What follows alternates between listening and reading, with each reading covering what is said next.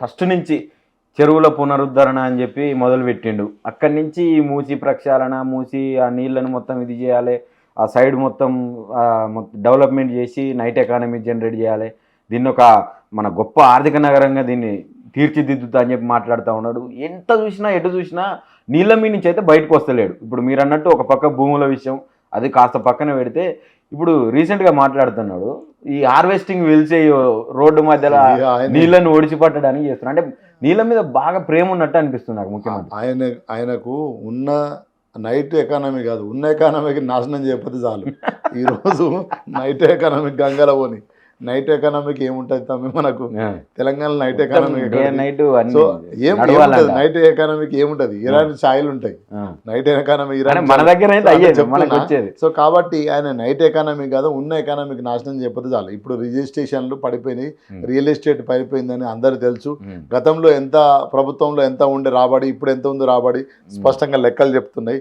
నేనేమంటున్నా అంటే ఆయనకు స్పష్టంగా నీళ్ళ మీద ప్రేమ లేదు, ప్రజల మీద ప్రేమ లేదు. ప్రజలకు కూడా చెప్పింది కదా, ఎంత అబద్ధాలు ఆడితే అంత నమ్ముతారు, మేము ప్రజలను అట్లా మోసం చేస్తామని ఒక ప్రముఖ టీవీ ఛానల్లో కూడా చెప్పడం జరిగింది. సో నేను ఇంతకుముందు చెప్పినా కదా, ఆయన ఏమైతే మైండ్లో ఆలోచిస్తాడో అవన్నీ మాట్లాడు. మొన్న తాజకృష్ణ కూడా ఏం మాట్లాడి అద్భుతంగా, నాది కొత్త ఫేస్ చూడబోతారన్నారు. ఎవరైనా ముఖ్యమంత్రి కొత్త ఫేసు పాత ఫేస్ ఉంటుందా? నువ్వే చెప్పు. కొత్త ఫేస్ చూడబోతున్నారు. నేను ఈ చేంజ్ అదర్ సైడ్ ఏంటి? అదర్ సైడ్ ఏమున్నది? సో ఇంతకంటే ఇంకా సైడ్స్ ఏం లేవు. ఒక ముఖ్యమంత్రికి, ఈ రాష్ట్రాన్ని పరిపాలించే ముఖ్యమంత్రికి ఒక కొత్త ఫేసు, రెండో ఫేసు, మూడో ఫేసు, సినిమాలో కనుక నైట్ అంతా విలన్ ఉంటాడు, డే అంతా హీరోలాగా నడుస్తాడా? So that's not card. ముఖ్యమంత్రి ఆయన చెప్పిన పథకాల మీద, ఇచ్చిన హామీల మీద వాళ్ళే లక్ష్యాన్ని పెట్టుకున్నారు. 100 రోజులలో 6 గ్యారంటీలు మేము అమలు చేస్తామని చెప్పారు. ఇదే ఉన్న ఇప్పుడు ఆర్థిక శాఖ ఉన్న బట్టి విక్రమార్క మీలాంటి సీరియస్ జర్నలిస్ట్ అడిగినారు ఏమని, అన్న మరి ఇది సాధ్యమవుతుందా తులం బంగారం అంటే? మేము ఆర్థికవేత్తలతోని, చిదంబరంలతోని, గవర్నర్లతోని, అదేవిధంగా ఆర్బీఐ గవర్నర్లతోని, మన్మోహన్ సింగ్ లాంటి వాళ్ళతోని చర్చించి మరీ మేము మేనిఫెస్టో రెడీ చేసినామని చెప్పారు. ఏడబోయింది మరి? అప్పులు చేసినారు గత ప్రభుత్వం అంటున్నారు. మరి అప్పులు ఎన్ని చేసినారో వాళ్ళ దగ్గర లెక్కలు లేవు. అంతకుముందు ఆయన లీడర్ కదా, అపోజిషన్ లీడర్ ఆయనే కదా. బడ్జెట్ సమావేశాలు జరుగుతాయి కదా, ప్రతి బడ్జెట్ సమావేశంలో ఎంత రాక ఎంత పోక అనేది ఉంటుంది కదా, రూపాయి రాక రూపాయి పోక అనేది ఉంటుంది కదా, స్పష్టంగా ఖర్చు ఉంటుంది కదా. ఉన్నాక ఇదంతా తెలిసినాక అంటే అర్థమైంది ఇక్కడ అమలు కాని హామీలు ఇచ్చి ప్రజలను ఆశ పెట్టి మభ్యపెట్టి మోసం చేసిన చెప్పిండ్రు వాళ్ళే. అది అట్లా చేస్తేనే ప్రజలు నమ్ముతారు అని రేవంత్ రెడ్డి ఒక ప్రముఖ ఛానల్లో 10 ఏళ్ల క్రితమే చెప్పిండు. మేము మోసం చేస్తుంటాం, వాళ్ళు మోసపోతుంటారు, వాళ్ళకి అలవాటు, మీరు ఎందుకు ఊకే మమ్మల్ని అడుగుతారు అని చెప్పిండు. సో అంటే ఈ రోజు కూడా రేవంత్ రెడ్డి అదే చేస్తున్నాడు. అబ్సల్యూట్ ఆయన అదే చెప్తున్నాడు కదా. అబ్సల్యూట్లీ మీరు ఎవరు అడ్డం వచ్చినా నేను చేయాల్సుకుంది చేసుకుంటా పోతా, నన్ను కూల్చేటోళ్ళు లేడు, పెంచేటోళ్ళు లేడు. అందుకు విత్ ఇన్ ద గవర్నమెంట్లో కూడా అందరినీ మెప్పించుకొని అందరికి ఎవరిది వాళ్ళకి పంచుకొనే కదా ఈరోజు క్యాబినెట్ నిర్ణయం అంటే ఏంది? ప్రజల కోసము ఒక కొత్త పథకాన్ని, కొత్త సంక్షేమ పథకాన్ని, లేదా ప్రజల కోసం ఒక క్యాబినెట్ తీర్మానం అయితే క్యాబినెట్లో మీటింగ్. వీళ్ళ క్యాబినెట్ తీర్మానాలు ఏమవుతున్నాయంటే ఎవరిది వాళ్ళు పంచుకోండి, లొల్లి చేయకండి అనే తీర్మానాలు తప్ప వీళ్ళ దగ్గర ఏం జరుగుతలేవు. చెప్తున్నా కదా, వాళ్ళ మేనిఫెస్టోలో ఒక్కటంటే ఒకటి చూపెట్టండి. ఈరోజు బస్సు ఉచిత బస్సు అంటారు ఏమనంటే, ఉచిత బస్సు వాళ్ళు ఏ రేట్లు ఎంత పెంచారు చూడండి పక్కన. సో కాబట్టి ఏది కూడా అమలు కాలేదు. ఎందుకు అంటే ఆయన ప్రజలతో తిరిగిన నాయకుడు కాదు, ప్రజలతో పుట్టిన నాయకుడు కాదు. కాబట్టి తెలంగాణ సమాజం అంటే ఆయన కన్సర్న్ లేదు. అందుకు తెలంగాణ ఉద్యమంలో కూడా ఎప్పుడు జై తెలంగాణ లేదు. ఇంతవరకు ఆయన ఒక స్టేట్మెంట్ ఇస్తున్నా నేను, ఇంతవరకు ఆయనే అమరవీరుల స్తూపం దగ్గరికి పోయి 4 పువ్వులు వేసిన చరిత్ర లేదు ఆయన ఇప్పటి వరకు కూడా. అసెంబ్లీ దగ్గర ఉన్న అమరవీరుల స్తూపం వరకు జై తెలంగాణ గన్ పార్క్, జై తెలంగాణలో ఎప్పుడు జై తెలంగాణ అనలేదు. తెలంగాణ ఉద్యమం 15 సంవత్సరాల ఉద్యమంలో అట్లాంటి నాయకుడు ఈరోజు ఆశ పెట్టి మోసం చేసి వచ్చిండు. మిగిలిన 2.5 సంవత్సరాల తెలంగాణ ప్రజల పరిస్థితి ఏం లేదు. ఇప్పుడు ఆయనే అసెంబ్లీలో ఏం చెప్పిండు? 3,17,000 కోట్ల అప్పు తెచ్చిండు జస్ట్ 2 ఇయర్స్లలో. సో ఇంకొక 2 ఇయర్స్ ఉంది, ఇంకో 3 లక్షల కోట్ల అప్పు తెస్తాడు. అంతకంటే మించి ఆయన చేసింది ఏం లేదు, ఏ అభివృద్ధి లేదు. ఎందుకంటే నీకు ప్రణాళికలు చెప్తే కదా నువ్వు ఏం చేస్తున్నావో నీ అడుగులు చెప్తుంటాయి.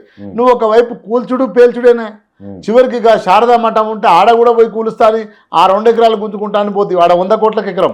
కేసీఆర్ గారు ఏదో దైవం ఉండాలి, అక్కడ దేవుడు ఉండాలి, ఒక స్పిరిచువల్ కల్చర్ డెవలప్ కావాలని ఆయన శారదా పీఠంకు ఓ 2 ఎకరాలు ఇస్తే అది 100 కోట్లు పోతుంది. ఎకరానికి 100 కోట్లు పోతుంది. ఆ 2 ఎకరాలు గుంజుకుందామని పోతే ప్రతిపక్ష నాయకుడు opposition deputy floor leader Harish Rao గారు పోయి లొల్లి పెడతా కదా, అది ఆగిపోయింది.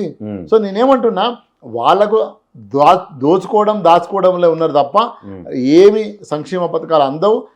ఇప్పుడు ఈ 2 ఏళ్ళు ప్రజలకు నష్టం కాకుండా ప్రతిపక్ష పార్టీలు, ప్రజా సంఘాలు, అన్ని సంఘాలు, ఏదైతే జర్నలిస్టులు, యాక్టివిస్టులు వీళ్ళందరూ కలిసి పోరాటం చేసి నష్టం జరగకుండా ప్రజల వైపున ప్రజలు అన్యాయం కాకుండా చూడాల్సిన బాధ్యత వీళ్ళందరిది ఉంది తప్ప ఏ అభివృద్ధి కార్యక్రమం, ఏ సంక్షేమ పథకం ఒకటి కూడా అమలు కావడానికి వీళ్ళు కాదు.